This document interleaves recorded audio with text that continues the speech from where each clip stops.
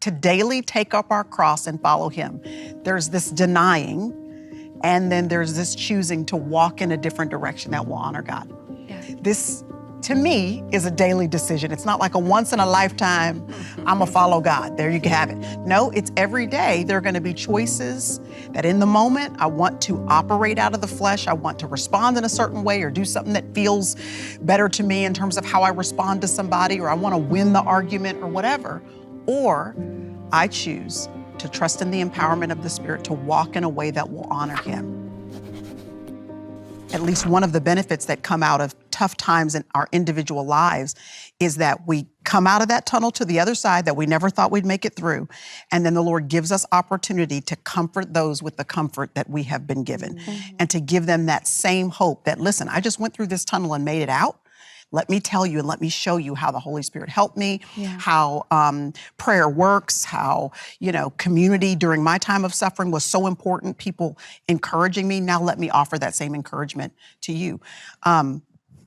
Victoria, your husband did that for me. He called me while Mom was sick. And I mean, that man encouraged me and just said, we walk through real difficult times as well.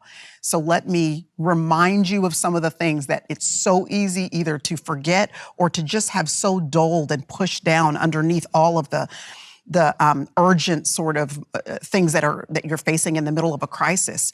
It can be so dulled that you just need someone to come alongside of you and say, let me remind you of who Jesus is, that he still is who he says he is, that he is still able and fully capable of covering you and your family.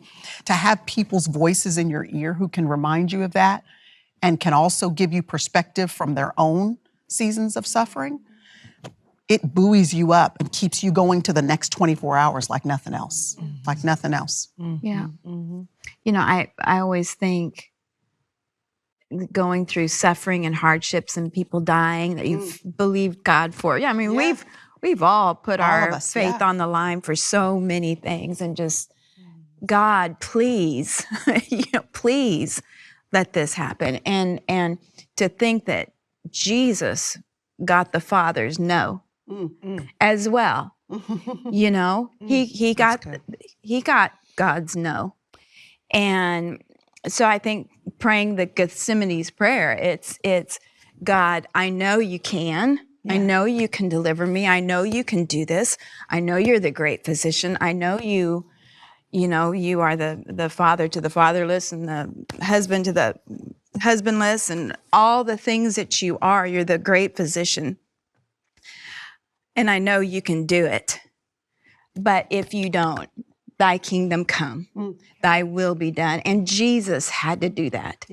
Please let this cup pass from me. We can say who God is, and then we can pray, God, please don't make me do this. Don't let me and my children have to walk this road. But then but not my will, but thine be done. And knowing the faithfulness and the love of God and the comfort of the Holy Spirit to take us, and the grace and the mercy of God to bring us out of those times, to strengthen us. I mean, think about some of the hardest things you've gone through. It makes you who you are today. Gives you some backbone. Gives you absolutely the tenacity. I mean, if it's given me nothing but tenacity to believe God even harder the next time, whether it happened or not, it does something on the inside of us to strengthen our faith, I believe. That is correct. If you don't let go, if you don't stop, if you don't give up, and And don't you think that we have to retrain our own thinking and make sure we do this with the children or the other people that we're discipling and pouring into as Christians? We can tend to think or pretend that a good life is mutually exclusive of a painful life, that those two things can't exist, that we're striving for ease and happiness, and we're looking for that. And I know people, that's kind of a Western kind of perspective on being a believer, that ease is what we're after, that happiness is what we're after. There are some people, Christians, in other parts of the world. I remember someone saying to me that lives in another part of the world, that when there is suffering happening amongst them, that their first prayer is not deliverance from that suffering. They pray that too, but that's not the first prayer. The first prayer is, Lord, help me to glorify you in this suffering. Yeah. While I'm here, since I'm here, can your name be made great somehow through this suffering? Now, Lord, yes, heal and deliver and free, and we know you can do all that. But while you're going to leave us here in this moment for whatever time frame it is, a week or a month or whatever, Lord, would your name be made great while we're here? And I just thought it's important for me, and then even as I talk to my sons about what it means to walk with the Lord and be a believer and be a Christian, it doesn't mean ease. It means that when there is pain and suffering, God can still be glorified through your life, and that he is fully able to turn the situation around. But since life is going to come with difficulty, and it is, you don't have to go looking for the storms of life. You just keep living, and the storms somehow find you. So since that's going to happen, then we at least need to be mindful of praying, okay, Lord, why have you allowed me to be in this pocket? And would you be glorified through the way I respond, the decisions I make, the way I treat others while I'm in it? Let me glorify you while I'm here. We're going to have to be empowered by the Holy Spirit to forgive like that, to live like that, to walk in compassion when people are wronging us or have wronged us or offended us. I heard someone say, you've probably heard this before, that unforgiveness is like drinking poison and wanting it to kill the other person. But you're consuming that over and over and over again. And so that idea that, if you knew that you were taking in something that was poisonous in a physical sense, and it was what was keeping you toxic and not feeling well and not able to function in all areas of your life well physically, we would stop taking that substance. But if we know that unforgiveness is what is doing that spiritually, we're less willing to put down that cup and stop drinking that unforgiveness. But it is toxic to us. And it's toxic in a spiritual sense, and it's toxic in a physical sense. I mean, people's actual physical bodies are breaking down under the weight of carrying unforgiveness throughout their lives. And so I think this is an important conversation. I wish I was just looking on my phone for a second to try to find the exact verse. But the Apostle Paul talks about forgiveness, and in this beautiful verse, he says, forgive and extend kindness to the person that you've forgiven, basically. It's almost like when we're dealing with the layers of forgiveness, as you mentioned, Chrystal, it's almost like he's saying what will help you and the other person is not only if you just say you forgive, which is important, believe, have faith that you are forgiving this person, but also walking in that actual forgiveness by extending an intentional act of kindness, whether it is just a smile across you see them somewhere and you smile at them, or a text to say happy birthday on their birthday, or you take that meal when they're sick and something's going on. What that does for you in continuing to solidify the work of forgiveness in you, and also what it does for them and maybe getting them off of that walking on eggshells and pins and needles, wondering whether or not they've been forgiven, or even cracking down or chiseling away at the hardness of heart of that person maybe that has not said they're sorry. But maybe it chisels away a little bit when you continue to walk in that forgiveness, what it does for you, but also what it does for them is what I think that the Apostle Paul was getting at.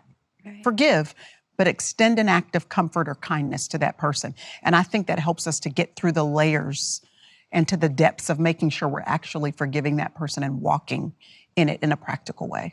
When you just said it's like drinking poison and expecting it to kill the other person, I was just thinking, why would I be drinking poison? Why? And I think there's a variety of reasons. One is that you don't realize that it's poison, but I was thinking, it made me think about, people say all the time about how you are what you eat. And, if you know this stuff isn't good for you, why do you eat it? Well, sometimes it tastes good. Exactly. But if you've ever had something for the first time that maybe initially isn't your favorite, and then you keep eating it, after a while you get used to it, I think unforgiveness after a while tastes good. I would agree. You actually can become used to, comfortable with the feeling of, I'm not giving you what you need. Especially if you talk about it. Especially if you're talking you about can it get with drunk the people around you on it unforgiveness. grows. And so I'm thinking about the person who's listening to you, and as we're talking, they're like, that's cute. You know, like because you start to feel the power of the Holy Spirit as he's moving, and you start to feel that conviction. And I've seen women do it. I've seen them go, oh yeah, but I'm not calling her. You know, I mean, you can see the reaction. And I've seen this in my own life where there was something that's so hard, or forgiveness is so what I don't want to do, that I'm willing to sit with the thing that's not good for me, because it's hard to go on a diet. Yeah. Well, also, you may have to change your friend group because You you're have to only change, common right. by the negative thing that you're You have to make the talking changes. about. Right. You Yeah. have to make those changes. And so, I'm just thinking about the person who's watching, and we said that, but I just want to underscore that poison, just because you don't feel like it's killing you, doesn't mean that it's not having an adverse reaction in your own heart and mind. Right. Forgiveness, if you know that there's someone that you haven't forgiven, I'm sitting here going, okay, let me, what do I want to get out of my system Right. that is not good for me? Right. Because I am not actively thinking, how can I forgive and how can I show kindness? Galatians 5:1 says that it is for freedom that we have been set free.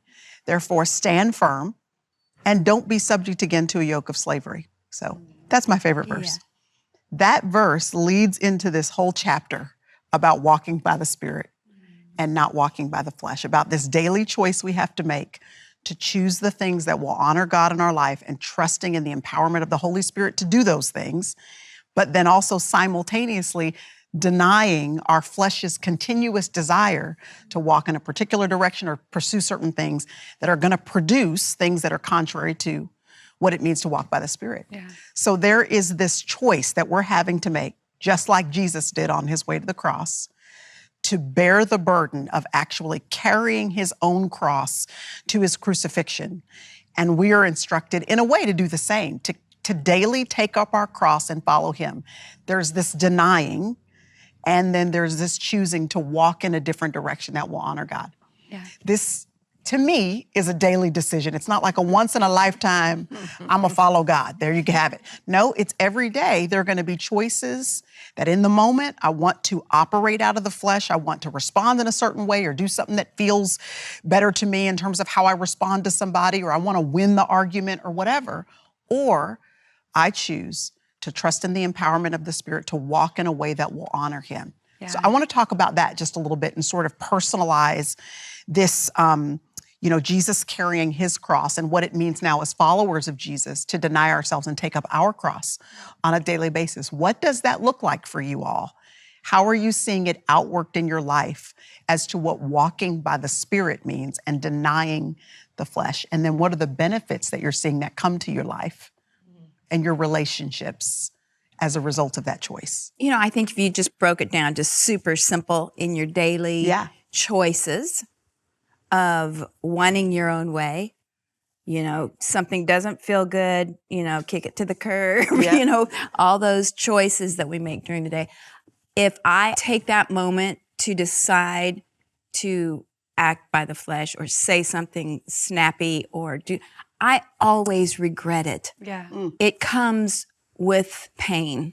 And I notice that the longer that I live, if I make a mental note, okay, I could choose this or I could choose this, and I choose the bad one, there's always regret. There's always a kick in the pants from it in my own personal life, and I think that when we choose to follow Christ, we choose daily, we choose